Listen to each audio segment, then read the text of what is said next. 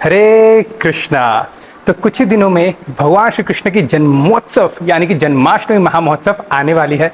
और उस जन्माष्टमी के लिए हमें अपने कॉन्शियसनेस को तैयार करना है कि क्या करें। जन्माष्टमी में हमें जानना है कि प्रभु क्यों आते हैं, क्या है रीजन प्रभु का, ताकि हम कृतज्ञता व्यक्त कर सके कृष्ण के प्रति, ताकि हम एक ग्रेटिट्यूड भावना, एक थैंकफुल व्यक्त कर सके कृष्ण के प्रति कि हे प्रभु आप आए, ये रीजन के लिए आप आए, मैं इतना नीच हूं कि मैं आपकी भक्ति ही नहीं करता। तो आज हम जानेंगे कि प्रभु क्यों आता है। तो 3 कारण बताते हैं हमारे आचार्य, बहुत सुंदर से बताते हैं कि प्रभु श्री कृष्ण क्यों आता है इस भौतिक संसार में। तो पहला जो कारण है जो कृष्ण बताते हैं, भगवद गीता में भगवान श्री कृष्ण कहता है परित्राणाय साधूनाम विनाशाय च दुष्कृताम धर्म संस्थापनाय थाय संभवामि युगे युगे।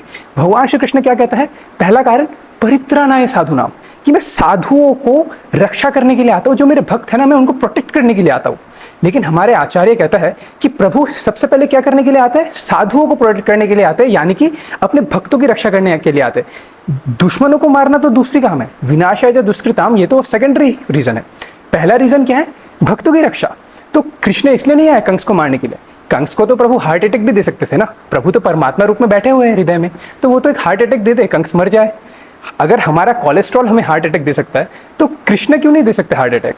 तो कंस को मारने के लिए कृष्ण नहीं आए। कृष्ण क्यों आए, अपने माता पिता वासुदेव और देवकी के जो दुख है, जो उनकी जो हेल्पलेस पुकार है, जो हेल्पलेस पुकार है कि हे प्रभु आप आइए, उसके लिए भगवान श्री कृष्ण प्रकट होते हैं। देखिए जो कंस था, कंस तो खुश था, अपनी पत्नी का, अपनी जो बहन है उनका वो शादी करवा रहा था कंस बहुत सुंदर से। वो खुद घुड़सवार बना, वो खुद चैरियटर बना, और जो देवकी और वासुदेव की वो विवाह के लिए उनको लेके जा रहा था। लेकिन जैसे ही आकाशवाणी हुई, आकाशवाणी क्या कहती है, बिग बॉस चाहते हैं कि कंस तुम 1 नंबर के मूर्ख हो, तुम जिस बहन की तुम शादी करवा रहे हो उसका ही 8वां पुत्र तुम्हारी मृत्यु का कारण बनेगा। कंस तुम इतने ज्यादा मूर्ख कैसे हो सकते हो, तुम अपनी बहन की शादी करवा रहे हो, उससे जन्मित 8वां पुत्र तुमको मार देगा। जैसे ही कंस ने ये सुना, कंस जेंटलमैन से मेंटलमैन बन गए। इस संसार के लोग भी ऐसे ही होते हैं। ये संसार के लोग आपके सामने जेंटलमैन की तरह रहेंगे, आपकी सहायता करेंगे, सब कुछ आपके साथ करेंगे, लेकिन वो आपके साथ तब तक ही अच्छे से बर्ताव करेंगे जब तक आप उनकी इच्छाएं पूरी करेंगे। जैसे ही आपने मना कर दिया कि मैं आप ये नहीं कर सकता, मैं वो नहीं कर सकता, उसी क्षण उनका असली रूप निकल आएगा, वो भी जेंटलमैन से मेंटलमैन बन जाएगा। तो कंस भी ऐसा था। कंस नॉर्मली शास्त्र का ज्ञाता था, वो शास्त्रों में उसको सब आता था, पूजा अर्चना सब कुछ अच्छे से करता था, कंस जेंटलमैन की तरह था। लेकिन जैसे ही उसने एक आकाशवाणी सुनी, उसका मति फिर गया, वो फिर मेंटलमैन बन गया, और वो अपनी बहन, जो उसकी प्रिय बहन थी, उनके बालों से अपनी बहन को घसीटा और अपना तलवार निकाला अपनी बहन को मारने के लिए। उसी समय वासुदेव आ गए, जो कि मतलब देवकी के पति है और कृष्ण के पिता है। वासुदेव आ गए। वासुदेव को भागवतम में कहा गया है सत्य संकल्प स्थिता, यानी कि he is an honest man, honest person. वो आ गए कंस के पास और कंस से कहने लगे, कंस फिलोसॉफी से कंस से कहने लगे। वासुदेव को पता है कि कैसे करके किसके साथ कैसे बिहेव करना है, कैसे करके किसको हैंडल करना है सिचुएशन को, कैसे करके किसको क्या बोलना है कि उसका हृदय परिवर्तन हो जाए। उनको आता है लोगों को कन्विंस करना, वासुदेव जी को। तो वासुदेव गए कंस के पास और कंस से कहने लगे, कंस तुम एक राजा हो, इतने ज्यादा शक्तिशाली हो, तुम क्या कर रहे हो, तुम अपनी बहन को मार रहे हो, वो भी एक स्त्री को। तुम्हारा क्या इज्जत रह जाएगा कि इतना शक्तिशाली, जो कि तुम्हारे आधे दम के भी बराबर नहीं है, तुम्हारे बहन के पास तुम्हारी आधी शक्ति भी नहीं है, उससे भी नीचे है तुम्हारी बहन, तुम उसको मार रहे हो। लोग क्या सोचेंगे, छी छी छी छी, इतना बड़ा राजा एक स्त्री के ऊपर हाथ उठा रहा है, छी कंस छी। लोग हंसेंगे कंस छी कंस। और कंस, दूसरी बात, एक विवाहित स्त्री, तुम एक राजा हो, तुमको क्या है ना, तुमको अपनी प्रजा की ध्यान रखना है, और तुम्हारी जो बहन है वो भी तुम्हारी प्रजा के समान ही है। अगर तुम अपने प्रजा के ऊपर ही अत्याचार करोगे तो लोग कैसे रहेंगे तुम्हारे साथ, और ऊपर से एक स्त्री को मार रहे हो तुम। और कंस ये उसका तो 8वां पुत्र मारेगा ना तुमको, ये देवकी थोड़ी मारेगी तुमको, देवकी तो तुमसे कितना प्रेम करती है, तुम उसको क्यों मार रहे हो। तो कंस ने कहा 8वें पुत्र की अगर मैं देवकी को मार दूंगा ना तो पहला पुत्र ही नहीं आएगा। तो वासुदेव जी कहता है फिर कि कंस क्या पता जो आकाशवाणी हुई है वो झूठ भी हो सकती है ना, और अगर सच हुई तो ये मैं तुमको वचन देता हूं कंस, जब पहला पुत्र होगा ना तो मैं पहला पुत्र आके ही तुमको सौंप दूंगा। तो कंस ने देखा कि वासुदेव की आंखों में आंसू है, कैसे करके वो सेल्फलेसली कंस को कन्विंस कर रहे हैं। तो कंस के हृदय में भी दया आ गई। कंस देखिए वो असुर है, उसके हृदय में भी दया है, लेकिन हमारे हृदय में दया नहीं है। कब आएगी हमारे हृदय में दया, कब हम दूसरों को देखेंगे कि ये जीव भौतिक संसार में फंस रहा है, इसको मैं थोड़ा कृष्ण भक्ति का रस दूं, कब आएंगे हमारे हृदय में दया। जबकि कंस के हृदय में भी वो दया आ गई। कंस ने कहा वासुदेव को, ठीक है कोई बात नहीं, 8वां पुत्र मारेगा ना, पहला पुत्र तुम ही रखना, जब 8वां पुत्र आएगा ना बस वो मुझे दे देना, मैं उसको मार दूंगा। तो वासुदेव ने कहा ठीक है। तो फिर जब पहला पुत्र जन्म लिया देवकी जी का, तब वासुदेव वो पहले पुत्र को उठाया। पहले पुत्र का नाम था कीर्तिमान। कीर्तिमान को लेके गए और कंस को दे दिया।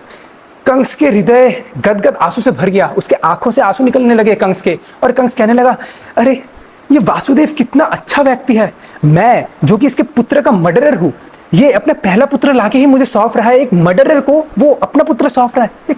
वासुदेव इस सच जेंटल पर्सन। कंस का आंखों से आंसू आ गया, और इतना सुंदर था वो पुत्र, जो पहला पुत्र था उसका नाम था कीर्तिमान। इतना सुंदर था वो पुत्र, इतना सुंदर था कि कंस ने कहा, नहीं नहीं वासुदेव तुम ये ले जाओ, जब 8वां पुत्र आएगा ना तब उसको लाना ना, उसको मारूंगा मैं, तुम इसको ले जाओ प्लीज, इसको मैं नहीं मार सकता, इतना सुंदर है। कंस खुश थे, वासुदेव खुश थे। उसी समय नारद मुनि आ गए। नारद मुनि, अब बहुत लोगों को लगता है कि नारद मुनि जाके कुछ ना कुछ गड़बड़ करते हैं और लोगों के जीवन में कष्ट पहुंचाते हैं, लेकिन ऐसा नहीं है। नारद मुनि क्यों आए, बहुत सुंदर एक रीजन बताते हैं सुखदेव गोस्वामी। पहले तो नारद मुनि आए। नारद मुनि आकर कहते हैं कंस को, कंस तुम राजा हो, और एक राजा, एक लीडर को हमेशा बुद्धि से काम लेनी चाहिए, लेकिन तुम इतने ज्यादा मूर्ख हो गए, मुझे नहीं पता था, तुमने कैसे करके वासुदेव के पहले पुत्र को जाने दिया। तो कंस ने कहा, अरे पहला पुत्र थोड़ी मारेगा, वो 8वां पुत्र मारेगा, और पहला पुत्र कितना सुंदर है तो उसको जाने देता हूं। तो कहा, अच्छा, नारद मुनि ने कहा, अच्छा ठीक है कंस, चलो मान लो मेरे पास 10 उंगली है, ठीक है 10 उंगली है, अब मैं इसको कैसे काउंट करूं, 1 2 3 4 5 6 7 8, या फिर 1 2 3 4 5 6 7 8, या फिर 1 2 3 4 5 6 7 8, या फिर 1 2 3 4 5 6 7 8। हर 8 काउंट में पुत्र चेंज हो रहा है। तुमको कैसे पता कि स्टार्टिंग से 8वां है या आखिरी से 8वां है? क्या पता ये जो 8वां पुत्र है ये एक सर्टेन कैटेगरी में 8वां हो सकता है शक्ति में 8वां हो सकता है ज्ञान में 8वां हो सकता है नॉलेज में 8वां हो सकता है दान में 8वां हो। तुमको कैसे पता? विष्णु तो छलिया है, वो तो छल से मार देगा ना तुमको। क्या पता जो पहला पुत्र है वो भी 8वां हो सकता है ना, क्योंकि अगर पीछे से काउंट करो तो पहला पुत्र 8वां, और अगर स्टार्टिंग से काउंट करो तो लास्ट का पुत्र 8वां, और अगर बीच में से काउंट करो तो बीच का पुत्र 8वां। तो तुमको कैसे पता कि कौन सा 8वां है?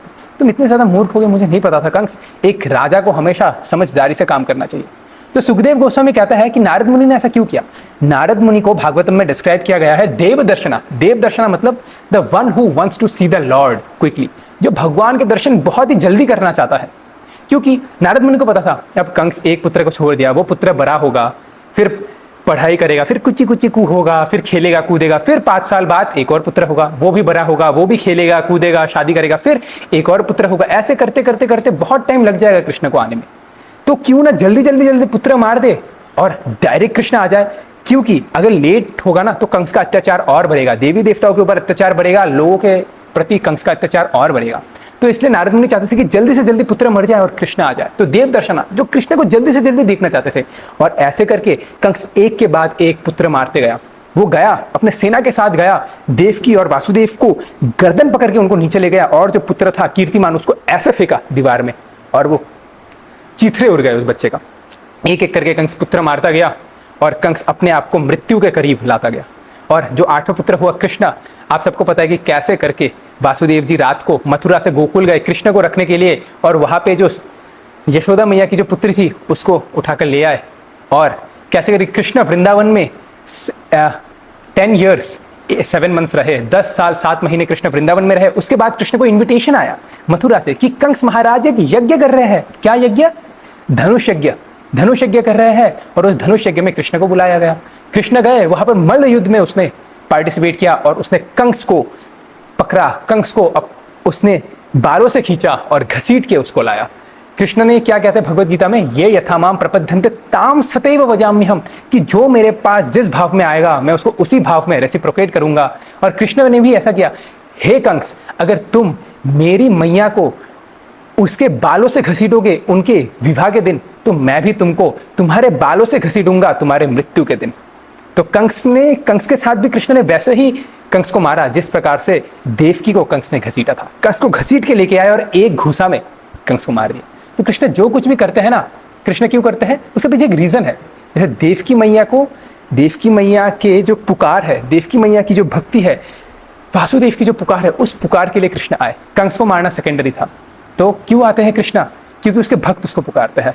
उसके भक्त जो देवकी वासुदेव जैसे जो भक्त पुकार रहे हैं, हिरण्यकश्यप को मारने के लिए नरसिंहदेव नहीं आए, प्रहलाद महाराज के लिए आए। इतनी भक्ति है प्रहलाद महाराज के अंदर। तो ये हो गया पहला रीजन कि कृष्ण क्यों आता है, अपने भक्तों के पुकार को सुनकर आता है। दूसरा रीजन क्या है? आचार्य बताता है, शास्त्र में आता है, जयतु देवो देवकी नंदनोयम, जयतु कृष्णे वृष्णिवंश प्रदीपः, जयतु मेघा श्यामल कोमलंगो, जयतु पृथ्वी भारनाश मुकुंद। क्यों आता है कृष्ण? कृष्ण इसलिए आता है कि पृथ्वी माता के ऊपर जो अधर्म का भार है, उस अधर्म के भार को हल्का करने के लिए कृष्ण आते हैं, ताकि अधर्म को हटा सके और धर्म की पुनर्स्थापना कर सके। इसलिए भगवान श्री कृष्ण आते हैं। आचार्य बताते हैं कि एक बहुत ही सुंदर लीला हुई मथुरा में। हम सबने कुब्जा का नाम सुना होगा। कुब्जा क्यों फेमस है? क्योंकि वो झुकी हुई है। शी इज हंचबैक्ड, उसे पीठ में एक बड़ा सा वो है, हंच्ड है, इसलिए वो झुकी हुई है। कुब्जा के साथ कृष्ण क्या करते हैं? कृष्ण कुब्जा की चिन्ह पकड़ता है, ठुड्डी पकड़ता है और अपने पैर को कृष्ण के और अपने चरण को कृष्ण कुब्जा के चरण में रखता है और क्या करता है? ऐसे एक ठुड्डी पकड़ते हैं, चरण को, अपने चरण को कुब्जा के चरण में रखते हैं और कुब्जा को ऐसे स्ट्रेट कर देते हैं और कुब्जा बहुत सुंदर हो जाती है। इतनी बदसूरत स्त्री को कुब्जा जैसे बदसूरत स्त्री को कृष्ण सुंदर बना देते हैं, बहुत ही सुंदर, इतनी सुंदर।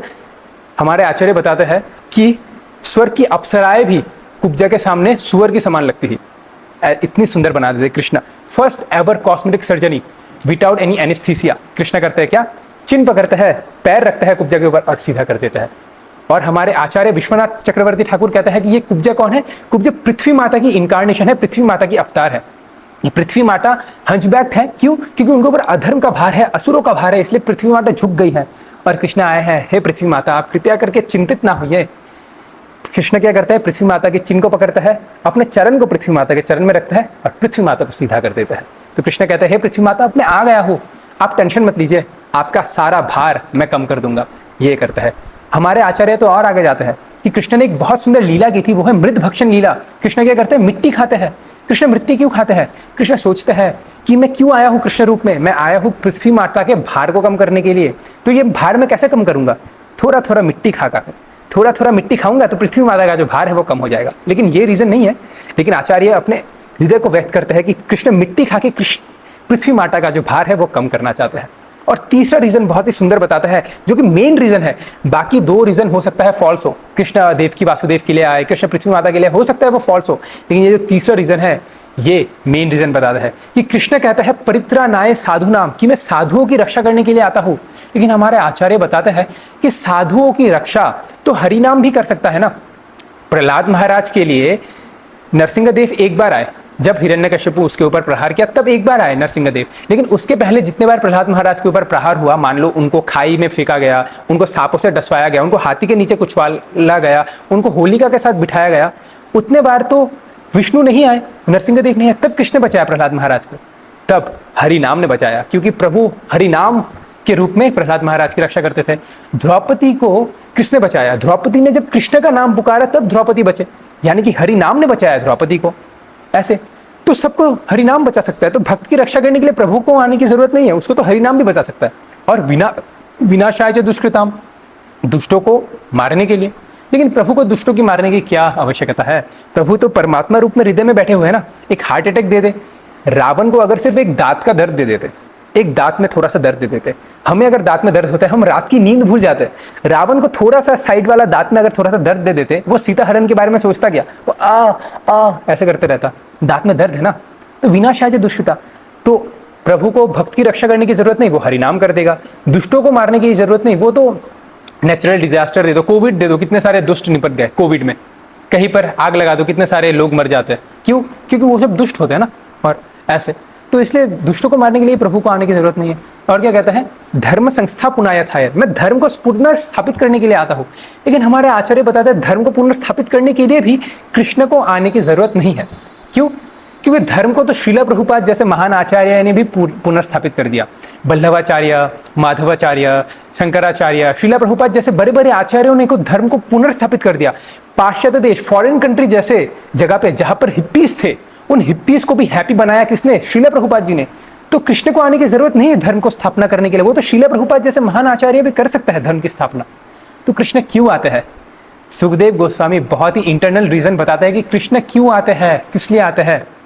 सुखदेव गोस्वामी कहते हैं कि अनुग्रहाय भक्तानां मानुषिम देहमास्थितम भजते तदृशी क्रीड़ा यश श्रुत्वा तत्परो भवेत्। अनुग्रहाय भक्तानाम, कृष्ण इसलिए आते हैं कि वो देखते हैं कि उसके भक्त कृष्ण की इतनी ज्यादा भक्ति कर रहे हैं, कृष्ण से कुछ नहीं मांगते उसके भक्त, दिन रात भक्ति भजन में लगे हुए हैं कृष्ण के भक्त, कि मुझे बस कृष्ण की भक्ति मिल जाए, मुझे बस कृष्ण के दर्शन हो जाए। वो भक्त जो कृष्ण की भक्ति में लगे हुए हैं कि हे प्रभु मुझे कुछ नहीं चाहिए, बस आपके दर्शन चाहिए, उन भक्तों को दर्शन देने के लिए, उनके साथ प्रेममय आदान प्रदान करने के लिए भगवान श्री कृष्ण प्रकट होता है। ये रीजन है। और कैसे आता है? मानुष्यम देहमास्थितम, मनुष्य के देह, मनुष्य के रूप में आता है। अब बहुत कॉन्ट्रडिक्ट है ना, प्रभु मनुष्य के रूप में आते तो क्या मनुष्य है क्या? नहीं, मनुष्य नहीं है। ब्रह्म संहिता में आता है कि प्रभु अपने सारे इंद्रियों से सारे कार्य कर सकता है। प्रभु अपने आंख से भी खा सकता है, मुंह से भी खा सकता है, कान से भी खा सकता है, नाक से भी खा सकता है। प्रभु अपने मुंह से भी सूंघ सकता है, आंख से भी सूंघ सकता है, कान से भी सूंघ सकता है। प्रभु अपने आंख से सुन सकता है, मुंह से सुन सकता है, कान से भी सुन सकता है, मुंह से देख सकता है, कान से भी देख सकता है, हाथों से भी देख सकता है। प्रभु अपने सारे इंद्रियों से सारे कार्य कर सकता है। अंगानि यस्य सकलेन्द्रिय प्रत्यवंती पश्यांति कांति कलयांति चिराम जगांति, कि प्रभु अपने सारे इंद्रियों से सारे कार्य कर सकता है। लेकिन वो प्रभु हमारे ऊपर इतनी ज्यादा कृपा करता है, क्या करता है वो प्रभु, कि जो प्रभु अपने सारे इंद्रियों से खा सकते हैं वो हमारे साथ रिलेट करने के लिए सिर्फ अपने मुख से खाते हैं। जो प्रभु अपने सारे इंद्रियों से देख सकते हैं वो सिर्फ हमारे साथ रिलेट करने के लिए सिर्फ अपने आंखों से देखते हैं। वो प्रभु जो अपने सारे इंद्रियों से सुन सकता है वो सिर्फ हमारे साथ रिलेट करने के लिए अपने कानों से सुनता है। तो इस प्रकार प्रभु मर्यादा को उल्लंघन किए बिना नरवत लीला करता है, ह्यूमन लाइक पास टाइम। लेकिन प्रभु ह्यूमन नहीं है, मनुष्य की तरह पास टाइम करता है। तो इसलिए ये मेन रीजन है कि क्यों आते हैं प्रभु, अपने भक्तों के प्रति जो आगार भाव है, जो भक्तों का जो प्रेम है, उस प्रेम का आस्वादन करने के लिए भगवान श्री कृष्ण आते हैं। तो हमारे लिए प्रभु आ जाते हैं इस संसार में। और हमें क्या करना है? आचार्य बताते हैं हमें क्या करना है, भागवतम बताता है, शृण्वन्ति गायन्ति घृणन्ति अभिक्नशा स्मरन्ति निन्दन्ति तवे हितं जना स एव पश्यन्ति अचिरेण तावकम् भाव प्रवाह परमाम पदम भुजम। हमें क्या करना है जब प्रभु ये सब लीला करते हैं? हमें क्या करना है उन लीलाओं के साथ? आचार्य बताता है, सुखदेव गोस्वामी बताता है, शृण्वन्ति गायन्ति घृणन्ति अभिक्षणा, हमें उन लीलाओं को सुनना है, लीलाओं का गान करना है, सुनने के बाद उन लीलाओं के बारे में दूसरों को बताना है। और सुनना और बताना ही नहीं है, उन लीलाओं में जो शिक्षा है वो अपने जीवन में भी उतारना है। क्या होगा अगर हम ऐसा करेंगे? तो तब भगवान श्री कृष्ण हमारे हृदय में प्रकट होंगे और हमें जल्द ही कृष्ण के चरण के दर्शन होंगे। और जब हमें कृष्ण के चरण के दर्शन होंगे तो हमें और किसी माता के गर्भ का दर्शन नहीं होगा, यानी कि जन्म मृत्यु का जो चक्कर है वो कट जाएगा। तो इस जन्माष्टमी हमें कृष्ण से प्रार्थना करनी चाहिए, हे प्रभु आप हमारे लिए आते हो प्रभु, और मैं इतना नीच, आपने हमें सब कुछ दिया, आपने हरिनाम दिया, आपने हमें भागवतम दिया, आपने हमें वैष्णव संग दिया, आपने हमें भक्तों का संग दिया, आपने हमें मंदिर दिया, आपने हमें जन्माष्टमी जैसा महामहोत्सव दिया। इतना कुछ देने के बाद भी प्रभु मैं क्या कर रहा हूँ? इस संसार के रश में मैं डूबा हुआ हूँ, अभी भी मेरे अंदर भौतिक कामना है। हे प्रभु आप कृपया करके मेरे हृदय में प्रकट हुए और मुझे आपके चरण के दर्शन करवा दीजिए प्रभु, क्योंकि जब आप मेरे हृदय में प्रकट होंगे ना प्रभु, तब मेरा हृदय भी वृंदावन बन जाएगा। इसलिए तो कहता है, page by page become a sage, before you age escape the cage. Page by page become a sage, धीरे धीरे करके हमें क्या बनना है? कृष्ण का भक्त बनना है। और इस जन्माष्टमी महामहोत्सव को धूमधाम से मनाना है कि हे प्रभु आप मेरे लिए आए हो, तो as a gratitude, as a thank you प्रभु, मैं जन्माष्टमी में आपके लिए व्रत कर रहा हूँ, मैं आपका माला जप कर रहा हूँ ताकि मुझे आपके दर्शन हो। तो इस जन्माष्टमी हमें प्रभु के दर्शन करने चाहिए, प्रभु के मंदिर जाके, और जो कुछ भी करना चाहिए प्रभु के लिए करना चाहिए। कहते हैं ना, भगवान से मत मांगो, भगवान को ही मांगो, क्योंकि जब आप भगवान को मांगेंगे ना तब जो कुछ भी भगवान का है वो तो आपका हो ही जाएगा। तो इसलिए भगवान से मत मांगो, भगवान को मांगो। तो इस जन्माष्टमी कृष्ण से ना मांगे, कृष्ण को ही मांगे। Hare Krishna. Thank you very much for watching.